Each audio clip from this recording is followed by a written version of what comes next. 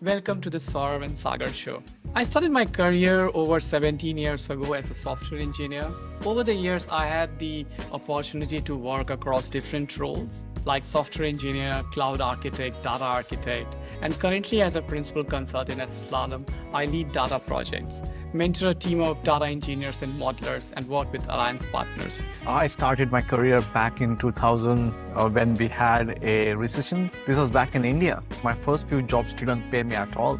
I can't believe that from there to a sales engineer now working in Australia, it's been a phenomenal journey and I'm really grateful for that. Throughout this journey, I have learned that career growth is not just about technical skills, it's also about leadership skills, decision making, and continuously adapting to new technologies. This requires a shift in mindset, and this is what exactly we are talking about in this episode. One of the advice I always give someone who is starting the journey in IT is to keep their mind open and challenge yourself, step outside of your comfort zone, then only you'll grow as an individual. I've always tried to step out of my comfort zone so that I can learn new things and ensure that I'm always being relevant in my company and in the industry in which I work. Whether you are just starting or looking to advance your career, this conversation will provide valuable guidance on navigating the path of data leadership.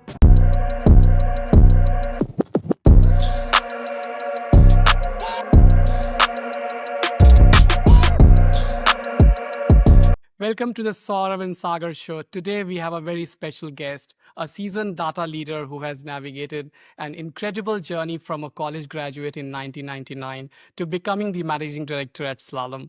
He has a dual degree in mechatronics, robotics, and automation engineering, as well as computer science. With a wealth of experience across IT and data roles, he has not only shaped cutting edge data strategies, but also played a key role in driving digital transformations for enterprises. His story is one of growth, adaptability, and leadership in the evolving world of data.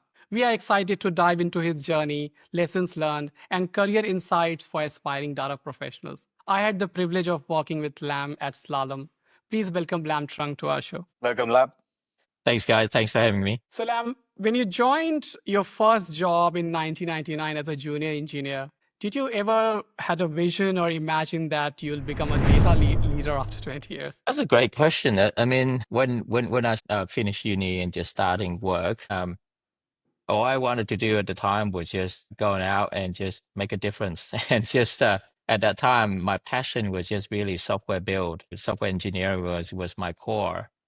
And I actually stuck with software engineering for quite some time, at least 6 or 7 years. And that was my passion for the whole entire time. Yeah, I must say that I stumbled into data probably through a role that I was put on to help with, if you remember old days, there used to be a thing called data migration and warehouse. So I got put into that and just fell in love with it since. When you started Lam, your journey as a developer and as an engineer, you said data and AI just happened to you. Were you specific about not jumping into databases, or you didn't care? Like you said, okay, I got the opportunity and now I go into data and AI and then look about databases and other things. The reason I'm asking you this question is I had a kind of similar journey. I started as a developer in R&D, C++, and for some reason, I just hated databases. Like I was like, I just want R&D on C++. And I was in automations.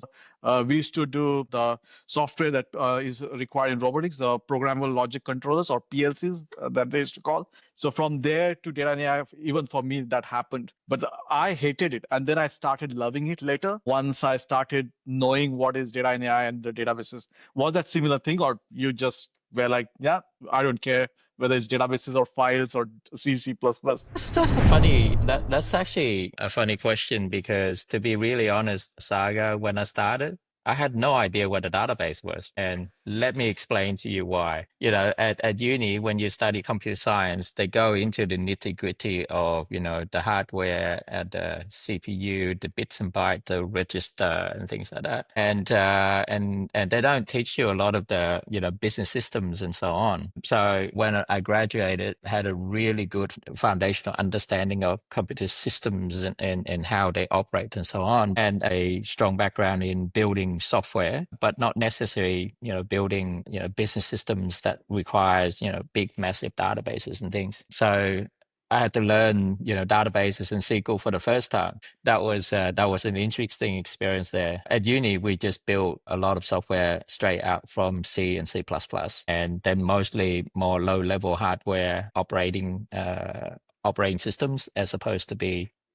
business applications. So yeah, I actually got into it, and probably just like anyone who get into databases for the first time, there's a lot of lessons learned, things that you should do and things you shouldn't do. Writing store procedures and things for the first time. Again, there's many ways you can write a good store proc versus a bad store proc. And yeah, you just kind of being curious and continue to learn over time. And, at the time, I had a really good mentor, a really good team lead who was really helping me through that process. And yeah, there are times when you can solve things with store procs, and there are times when you literally have to just write it through code just to be able to make it much more efficient. When you're a developer, did you had anything in your head or mind that, hey, I want to go into people management? No, actually, if you asked me this question even 10 years ago, I would still say that maybe 12 years ago, 10 years ago would have been a bit too recent. But 12 years ago, I would say that let me keep being technical for my whole career. Have always enjoyed solving technical problems, have always enjoyed working with teams and building solutions. So yeah, leading teams is kind of like as part of the, technical leadership. Yes, I really enjoy that bit. But to say that leading a whole capabilities or being a business leader was not something that I really was interested in at the time. Yeah, just like hands-on, and anything that's hands-on will get me excited and get me out of bed every day. So, Lam, when did this thought came to your mind that I now want to transition from a highly technical role to a leadership role? Did you find it challenging? How was that journey? It was definitely challenging. I think most of us who have started out our career in the technical space, and as we transition into team leadership and then management, and then into people leadership skill space, it was hard because you're going from actually doing something on your, like, you are the one who doing the detail work, and then you're now leading a team. Then you let the team doing the work, but you're still quite close to them. And when you start leading a group or a capability, you literally have to kind of take yourself back quite far, and that means trusting that your team has the skill and capability to go and do things, trusting that they will tell you when they are struggle and when they're struggling and when they need help, but also be comfortable that they will make mistakes and they will just come to you at some stage. So that was hard. That was hard to, and I was given a lot of coaching throughout my years. Is like, Lam, you just have to let it go. You just have to trust the process and let the process kind of work itself way through. You need to be there, but you can't just keep on holding on to the detail work. And I remember a really good analogy that when I had a really great career mentor or career counselor back in my old job. He was highly technical and somebody who can talk, like still being at a partner level. He was still able to write code and cut code and tune databases, but he can turn around and talk to a C-suite executive and discuss business problems and so on. So I was really looking up to him, and he once likened it to when you're leading a team, it's like when you teach your kids to ride a bike. You will hold on to the bike until the point in time when at least you can feel that they gain some stability. Then you just have to be confident of just letting the bike go. They will fall, perhaps once or twice, but they will know how to ride after that, right? So I think that was kind of like the journey that I have to go through for myself to learn to kind of let go, learn to be there and to support the team when they need it, but at the same time, not being there into the nitty-gritty details all the time. You mentioned mentorship, like you had a great mentor in your previous role. So, how important is mentorship? Someone like me or anyone in the industry, should they look out for mentors in their current organization? How does it happen? Like, when do you discover that you need a mentor? Add to that, how do you pick a mentor? Yeah. I will answer Saraph's question and then I'll get to yours, Saga. They both two great questions. I think mentors and mentorship is a great way to learn and to be able to learn in an accelerated way, right? You could either go out there and do things by trial and error and then you can learn. You probably still get there, but mentorship or having a mentor means that you can kind of get this accelerated experience handed down to you, and somebody who have already walked the path and can then show you, the pitfalls and the challenges and the speed humps and so on. You still have to go through that journey yourself, but at least you know what to watch out for. Having a mentor is absolute a must, and I use a singular term as in having a mentor. I think having mentors is a great thing because you need probably more than one, right? For me, in my career, I probably have about 2 or 3 great mentors, and each of them have their own different traits and different personalities and different characteristics that I think sort of complement mine, right? As I mentioned, I had a great mentor who was highly technical, but also highly business oriented as well. And, he can flick in between one or two, one thing or another, depending on the audience. And so I picked somebody who is at least 10 to 12 years ahead of me, because that's kind of like the North Star for me to look towards. And particularly when it's somebody you kind of admire and know that you want to be them one day, that's probably the number one, right? Is somebody very similar to you in a way, but kind of probably 10 or 12 years ahead of you. On the other side, I actually picked somebody who was actually have some of the skills that actually complementing mine. It might surprise you, but I used to be very much an introvert. I don't like to socialize. I don't talk to people and so much. And I had a really good team lead who actually quite the opposite of me. He was very articulate. He was very strong in communication. He was able to engage with audience and present his ideas and his thoughts really well. And I actually learned a lot from him. I worked with him for probably about on and off, really close and intense for about 2 years. And I learned so much from him. Everything from handling difficult discussions with customer and with other team members. And then I think the third person was, again, very different. I had the chance to work with her for about 5 or 6 years. And I think diversity in thoughts and in approaches helps to kind of open up my mind a bit more. And as you know, probably back in those days, it's a very male-dominated world in terms of IT. Having a female who was actually quite senior and you get to work with was a great way to kind of learn and pick up some of the skills, particularly in those days where male tend to be doing a lot of technical work and women used to do a lot of the, non-technical or functional work. So the opportunity I had working with this particular leader, I was able to learn quite a fair bit from her as well. My advice to picking a mentor is pick someone who's similar to you, but years ahead of you. Pick someone who's different to you. Skills that you would look to then improve or learn otherwise. That's a great way to kind of, round yourself out in all aspects. Everyone thinks that people who talk in front of crowd are always extrovert and they are always good at it.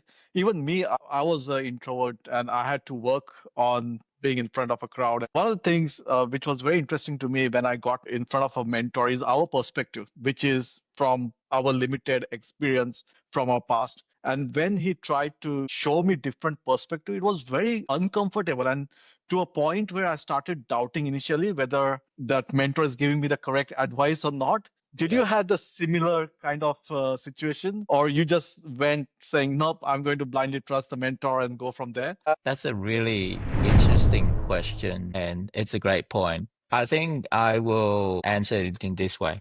When you get in a car and you turn on GPS and it plot out the routes, and then you just simply, there's two type of people. One would just follow it blindly, and one would just think about whether it's even correct or not. And based on your own learned experience, you might adjust the route anyway. I think I'm the latter, not the former. And the reason why I picked a number of different mentors was because I think I like to pick out certain traits, certain experience, certain lessons from each of them that are applicable to myself, right? I wouldn't just blindly follow because, like their advice is based on their personal experience. You got to take that and adapt it to yourself, your own experience, your own personal circumstances. And it wouldn't be wise to just simply blindly follow and just think, yeah, that's just words of wisdom. I should not challenge that. I think you should always challenge because mentorship is not a cult. You're not following, right? Mentorship is about learning and gaining experience, but you got to be able to be be able to judge things for yourselves as well. But Lam, did you question what directions they are showing you? Because, and this happened with me, that when I got a mentor and I was moving from consultation role to a sales role, pre-sales role, and when the mentor was telling me things to do, I was like, no, this doesn't look natural or it's not correct. But then after hearing what he has to say and I try to change, I'm like you, I don't follow blindly. Then it started making sense to me what he was saying. There's a combination of two things. Number one, which was the previous part I said, like you gotta be the judge of every advice that you get, right? And figure out what's right for you. But at the same time, for you to grow, you gotta also need to learn to step outside of the comfort zone and try and take a leap of faith as well. And sometimes the advice or the coaching points may sound either counterproductive or sound really scary. But you know, each time I actually take a leap of faith and give it a go, more often than not, I surprise myself. Similar to your example there, Saga, I used to not enjoy sales because, I'm just thinking of myself as being a technical person. I'm not good at articulation. I'm not good at making a sales pitch. And so I don't enjoy the experience at all. But interestingly, as I kind of, and even as recent as, like shifting from my old job to my job now at Slalom, I started to get into selling activities and so on, and I actually quite enjoy it. I enjoy the experience of being able to get in there and talk to the customers and really understand the challenges and so on, and figure ways to help them. And that didn't come naturally. That was something I had to really push myself to learn, really push myself to get out of my comfort zone and try it. The first couple of times making a sales pitch after joining Slalom was a fun activity, but nerve-wracking activities as well.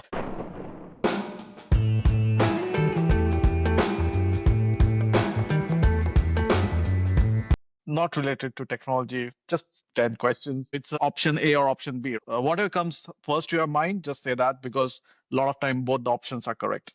Okay. And you will be scored, Lam. So we are trying to score every speaker this season and declare a winner. Okay. Okay, here we go. Electric versus petrol car. Petrol. Sales or consulting. Consulting. Team or solo. Like Teamwork or solo. just a solo player. Oh, team. Team the whole way. Social skills or technical skills. Social. Sydney or Melbourne. Melbourne. Melbourne. No, no. Tea or coffee. What if I like both? Coffee. Sleep or gym. Gym. Oh, you don't like sleeping. Sleep is overrated.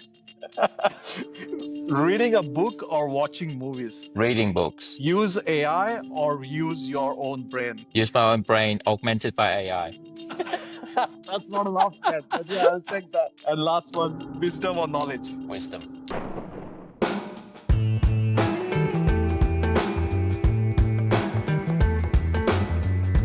I had a mentor very early in my career, and I was very young, but I was very technical, and I was advised that focus on the soft skills. Soft skill will take you more. But as young and stubborn guy I wasn't convinced by his advice. Then I started doing certification. I did few certification, and I went back to him, see, I am doing certification. And he said, every kid in the industry is doing certification, do something else. And I was heartbroken. Sometimes you have that dilemma, right? Like you trying to back yourself, or you believe in something, you back your strength. A lot of people in the industry struggle to understand what are their strengths, what's right, or they are more in the belief that they can only grow in their career around their strength. They can't build a career around other aspects. I'm not sure what you're talking about, when you were younger. You're still young, mate. I mean, you Like still got plenty of time. I want to add something to that, Saurabh. I think there's always, as human, we always worry we're falling behind. We always feel like this person is already here. How come this person can learn so fast and move so fast? I have had many times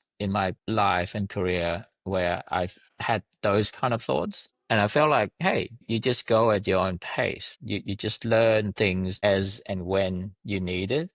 And I cannot remember who said this, but there are times when you say, oh, I should have learned this or I should learn that. And like, yes, it's always good to reflect on something that could or should have happened, but it's always good to then keep looking forward as well. And I think one of the quote that I love the most is that life will always have a way to teach you lessons when you need it the most, right? And that means you always feel like you learn the lessons, and at that point in time, it's like, hey, I needed this one right now. So in other ways, that sometimes the lessons may have been delivered, but you weren't ready to receive it, right? So as you progress through your career and as you evolve, you'll find out, oh, now I'm ready to take on this type of lessons and this type of journey. So yeah, I think sometimes open yourself to to swim with the current as well, and not just always try to steer and turn away from it. Talking about skills, we talked about mentorship, but in terms of skills, like talking technical, non-technical, soft skills, what skill did you think had the most impact in your career? I think there are quite a few that I can probably think off the top of my head.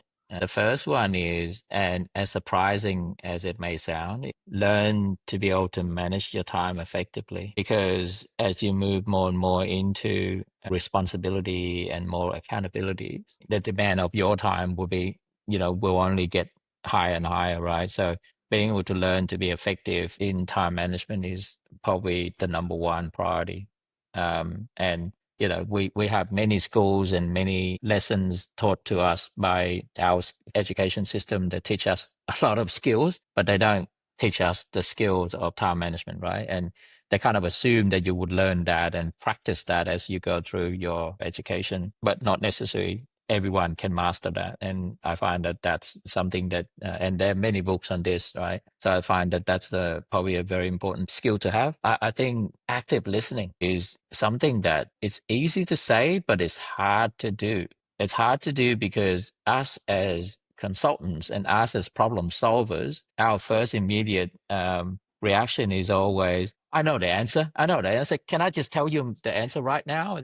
I think active listening is not just sitting there and just listen, but active listening is like really asking the question, right? When you feel like have understood the question, ask why again.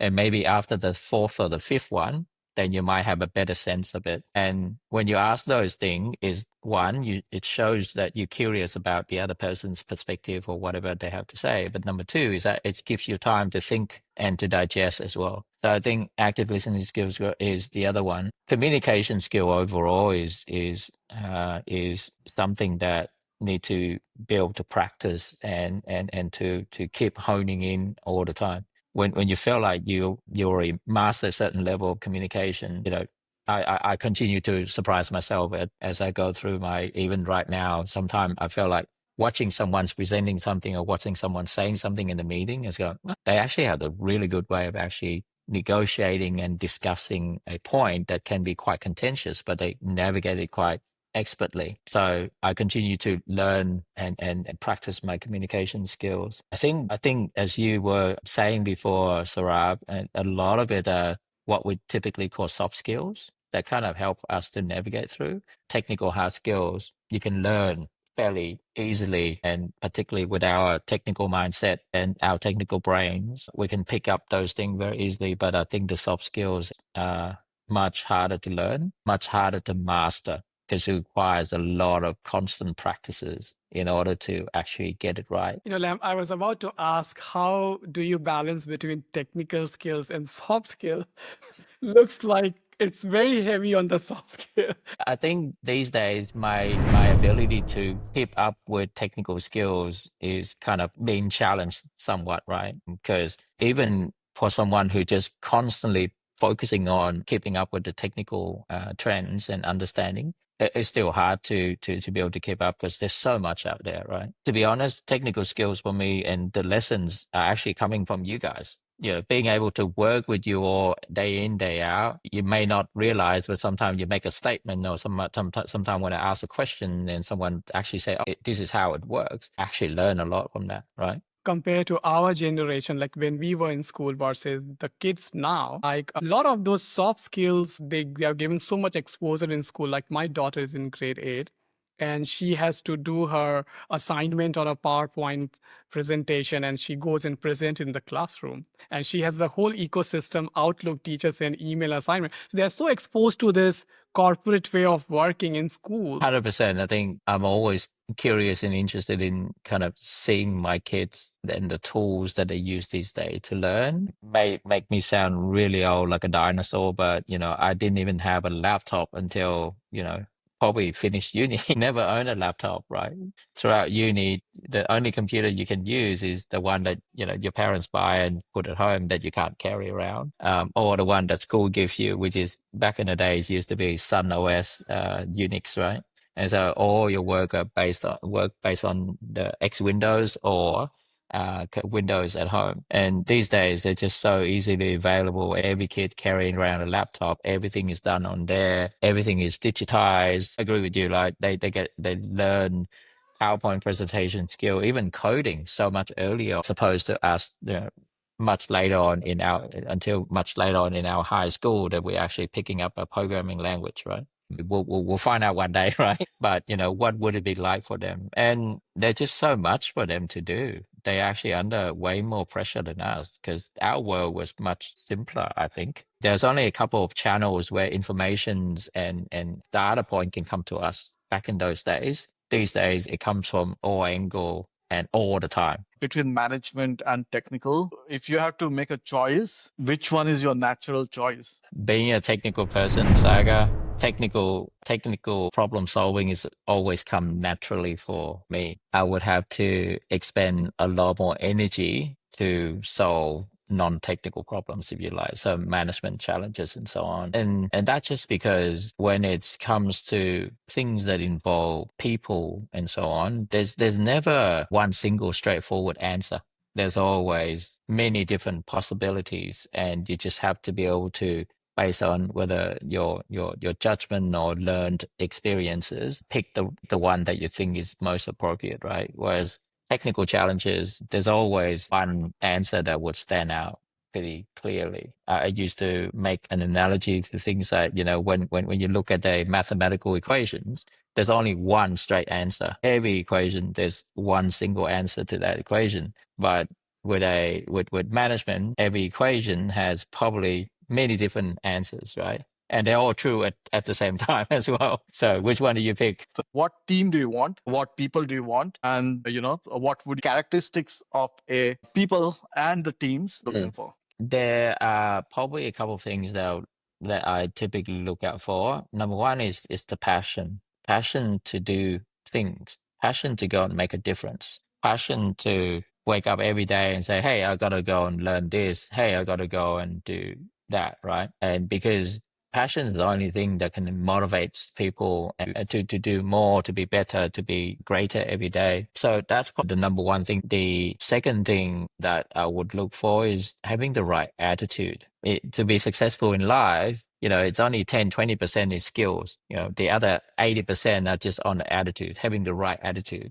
Finding people who have the right passion and the right attitude is always the one thing that I want to look out for and want to grow in, because everything else can be taught. Everything else, as far as I'm concerned, can be learned. But attitude is something that's hard to change, and passion is something that's hard to just go and inspire people if they don't have that fire in them already. That's a great point, Lam, and that resonates with me. Like attitude and passion was something I always felt I had, even in during times of failure or doubt. Passion and positive attitude was something which kept me going. And I truly believe in that. Like if you meet people in the industry or in personal life, attitude matters a lot. Like first thing you want to look at it is someone thinking positive all the time? Is thinking too negative, or what's the attitude? And passion, like passion drives everything, I feel.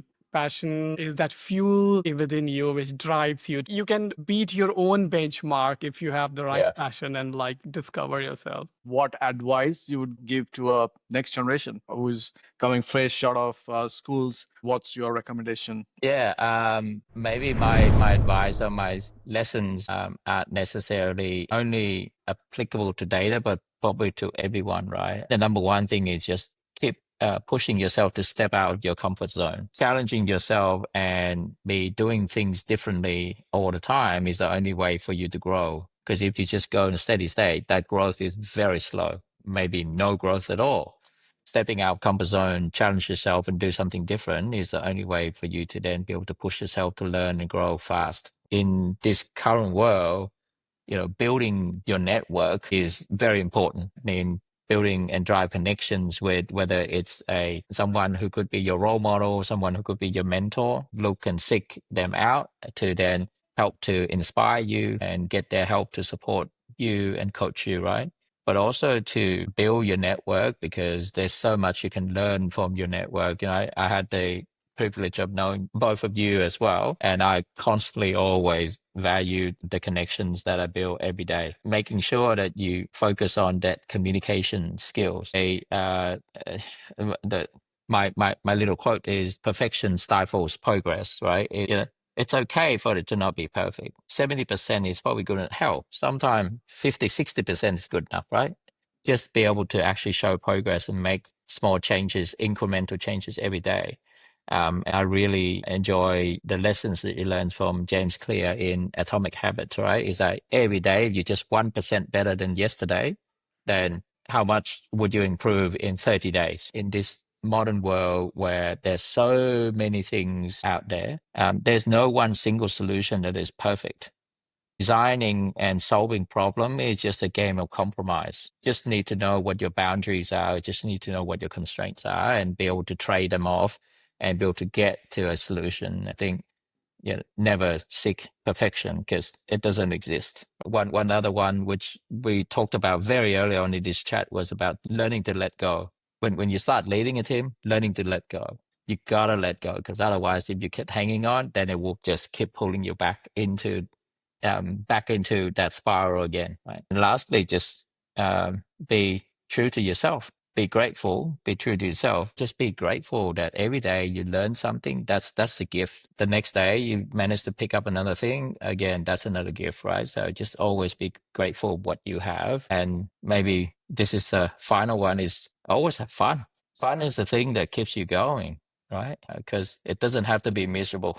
Thank you, Lam. This was great. Really appreciate your time for being on our podcast. And we are really happy to get insights and wisdom from you. And hopefully, our viewers will know more of how a data and AI journey happens, how a person goes from a junior engineer to a managing director, and what are some of the things that a leader will look at. So, thank you very much. Thank you, Lam. Great having you on the show today. Thanks for having me. It was a blast and I really enjoyed it. Thanks, guys.